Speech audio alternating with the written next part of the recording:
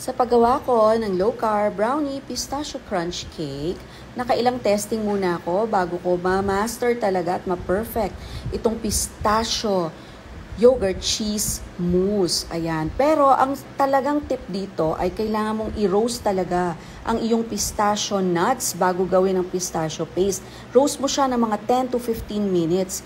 Yun talaga ang magpapalabas ng flavors ng ating yogurt mousse, no, ng ating pistachio mousse. And syempre sa aking pag-assemble dito, maghanap ka ng talagang masarap na low-carb chocolate cake at marami naman akong free recipe niyan. So sa akin, chocolate cake or brownie cake sa ilalim, and then yung ating pistachio mousse, and then yung ating caramel, sugar-free caramel sauce, and then chocolate ganache on top, plus sugar-free chocolate chips by Keto Cucina. And then, syempre, hindi pwedeng mawala ang pure crushed pistachio nuts. Wala na akong hinalong ibang nuts dito. Talagang 100% pistachio para talagang malasahan mo ang pistachio sa cake na ito. So, I hope you make them too.